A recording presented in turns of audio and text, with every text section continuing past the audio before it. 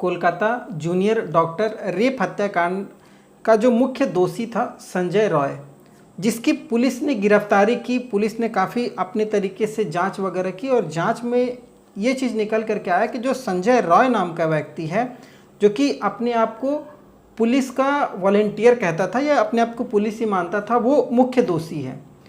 उसके मुख्य दोषी की कई वजह थी, जो उसके खिलाफ सबूत मिले वो सभी उसको डायरेक्ट इंडिकेशन कर रहे हैं कि ये संजय रॉय ही इस केस का मुख्य आरोपी है और इसने ही उस जूनियर डॉक्टर के साथ रेप और हत्या की है। जो सबूत मिले उसमें सबसे महत्वपूर्ण था वो ब्लूटूथ वाला हेडफोन, जिसके आधार पर पुलिस उसको गिरफ्तार करती है। दूसरा, पुलिस का कहना है कि संजय रॉय के जूते पर उस महिला ट्रेनी डॉक्टर का जो खून का छींटा था वो लगा हुआ था। अब ये दो सबूतों के आधार पर पुलिस बहुत आसान तरीके से कह दी कि संजय रॉय इस केस का मुख्य आरोपी है। लेकिन इन सब बातों को जो जूनियर डॉक्टर है वो मानने को तैयार नहीं है। काफ़ी ऑडियो भी लीक हुआ है कुछ डॉक्टरों का आपस में बातचीत करते हुए भी कि इस केस में हो ना हो कोई और मुख्य आरोपी है और जिसे बचाने की कोशिश की जा रही है।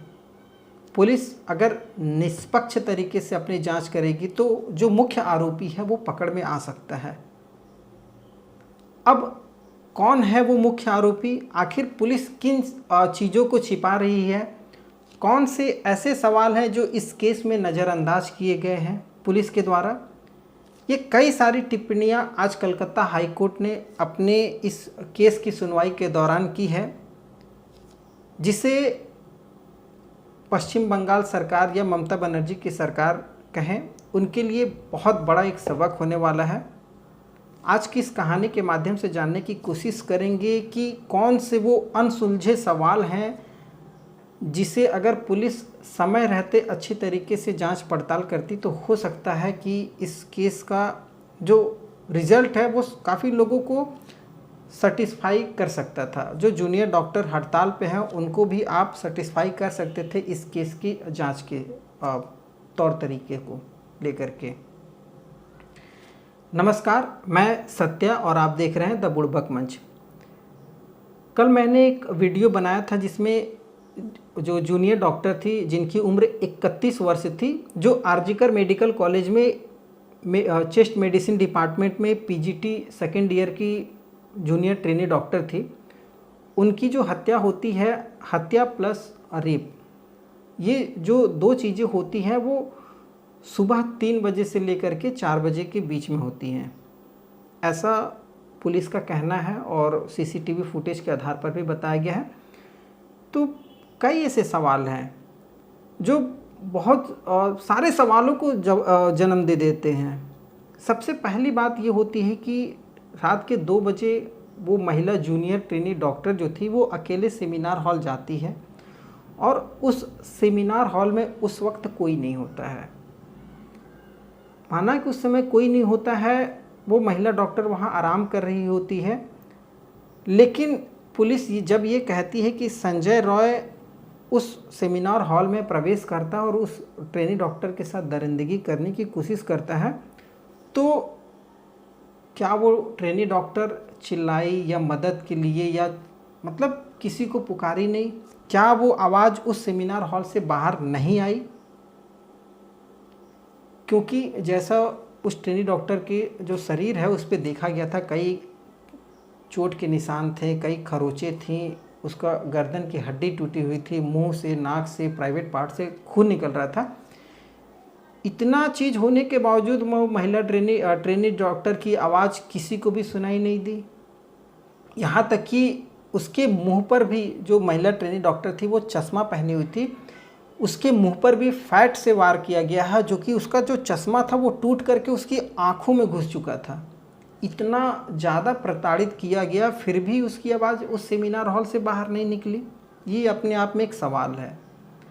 उसके बाद दूसरा एक सवाल और बनता है, जो कि अस्पताल प्रबंधन ने खुद इस सवाल को जन्म दिया है। बताया गया कि उस घटना के दिन वहाँ 2 संविदा कर्मी जो सुरक्षा कर्मी थे उनकी ड्यूटी लगी हुई थी इमरजेंसी वार्ड में।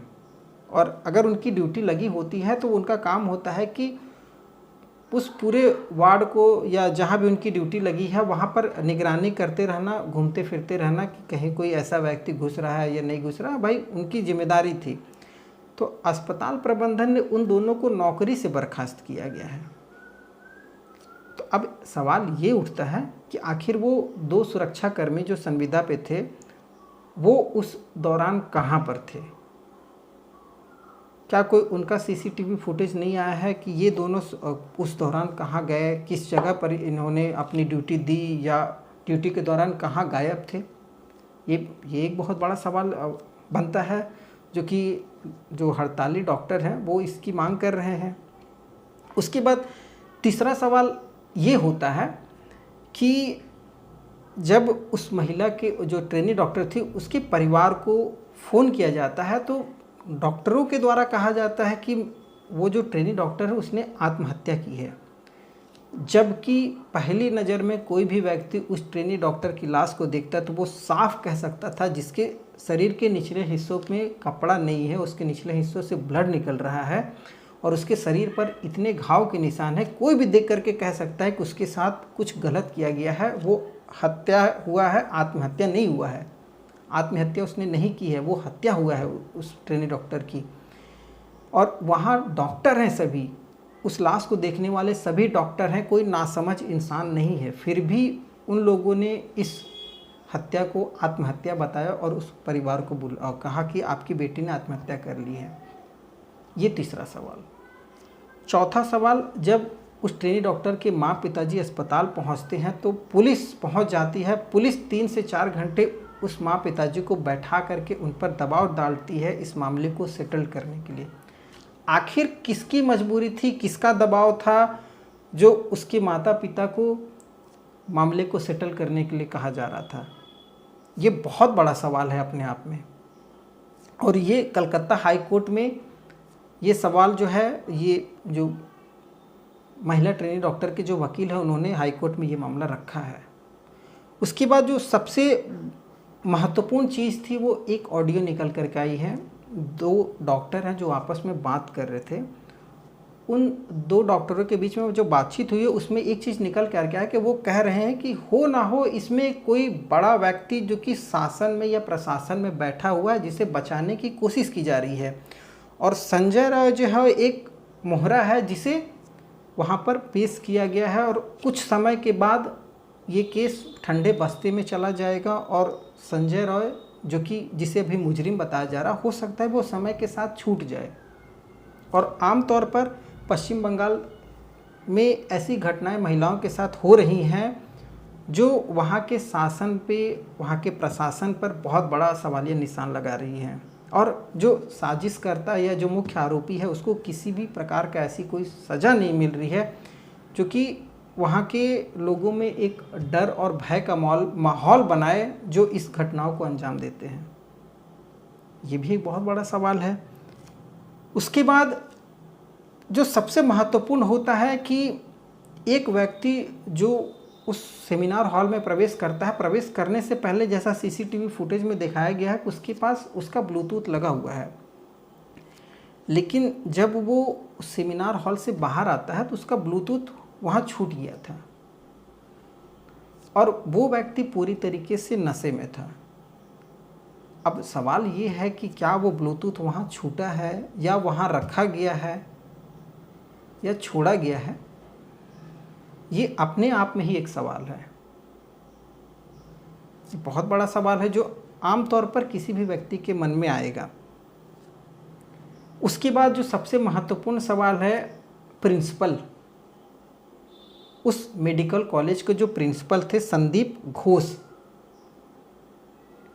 संदीप घोष पर आखिर किसका दबाव था जो उन्होंने इस पूरे केस को लाइटली लिया और इस पूरे केस को आत्महत्या बताया और उन पर भी काफ़ी दबाव हुआ, जिस वजह से उन्होंने अपने पद से, मतलब अपने पोस्ट से इस्तीफ़ा दिया। इस्तीफ़ा देने के ठीक 12 घंटे के बाद उनको कोलकाता नेशनल मेडिकल कॉलेज का प्रिंसिपल बनाया गया, ठीक 12 घंटे के बाद। क्या कहीं ये एक सोची समझी साजिश का नतीजा तो नहीं था, या नेशनल मेडिकल कॉलेज में पहले से ही प्रिंसिपल की जो सीट थी वो खाली रखी गई थी कि संदीप घोष को यहाँ पर और प्रिंसिपल के रूप में लेकर के आना है। आखिर 12 घंटे में नेशनल मेडिकल कॉलेज के प्रिंसिपल की सीट खाली कैसे हो जाती है और संदीप घोष को ठीक वहाँ पर अपॉइंट कर दिया जाता है?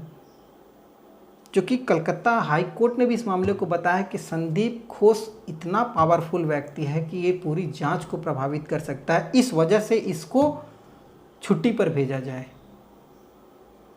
और ये बहुत बड़ी फटकार लगाई है पश्चिम बंगाल सरकार को कि संदीप घोष को कहीं भी ड्यूटी करने की ज़रूरत नहीं है और इसे छुट्टी पर भेजा जाए। अब इन सब चीज़ों को लेकर के जब जांच चल रही थी तो जो हड़ताली डॉक्टर उनकी एक मांग और भी थी कि इस जांच को सीबीआई को सौंपी जाए, सेंट्रल इन्वेस्टिगेशन ब्यूरो, जो कि भारत सरकार की महत्वपूर्ण जांच एजेंसी है, उसको ये केस सौंपने की मांग की जा रही थी। और हुआ भी कुछ ऐसा ही। कलकत्ता हाई कोर्ट ने आज अपना जो फैसला सुनाया उसमें बताया है कि बुधवार सुबह 10 बजे तक जो भी पुलिस की टीम है वो अपने पूरे केस डायरी को लेकर के सीबीआई को हैंड ओवर कर देगी। हैंड ओवर करने के लिए कहा गया और केस डायरी को कलकत्ता हाई कोर्ट में जमा करने के लिए कहा गया है। कलकत्ता हाई कोर्ट ने कोलकाता पुलिस की जो जांच थी, एसआईटी जो ममता बनर्जी सरकार ने गठित की थी, उसकी जांच पर भी सवाल उठाया है। उसने कहा कि आपने तो कोई भी जांच अभी तक की ही नहीं है और ना ही आपकी जो ऐसी इच्छा लग रही है कि आप इस केस में जांच करना चाहते हैं। ये अपने आप में बहुत बड़ा सरकार के मुंह पर एक तमाचा है या पुलिस के मुंह पर एक तमाचा है, जो इस हाई प्रोफाइल केस को इतना लाइमलाइट लेकर के चल रहे थे। उसके बाद जो सबसे महत्वपूर्ण सवाल होता है, ठीक है सीबीआई जांच की मांग हो चुकी है और सीबीआई भी अपनी कार्रवाई हो सकता है कि कल से ही शुरू कर लेगी। केस उनके पास सुबह 10 बजे आएगा तो कल से सीबीआई अपने केस को चालू करेगी। लेकिन जो सीबीआई को केस देने का सवाल हो तो क्या सीबीआई सच में इस केस को जितना आसान समझा जा रहा है उतने आसान तरीके से सीबीआई इस जाँच को फाइनल कर देगी?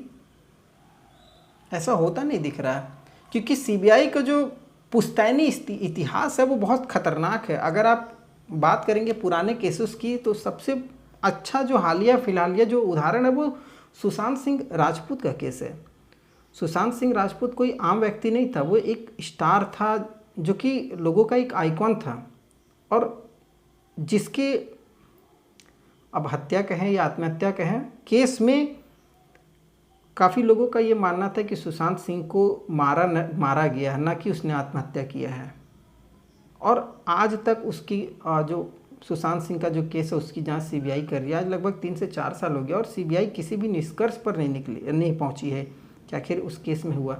ऐसे कई अनगिनत उदाहरण है जो सीबीआई का जो परसेंटेज है सक्सेस रिपोर्ट की बात करेंगे तो वो तकरीबन 45 से 50% और 50% में सीबीआई घोलमोल है। मतलब उन चीज़ों को घुमा फिरा करके उसका कोई निष्कर्ष नहीं होता और समय के साथ लोग उस केसों को भूल जाते हैं।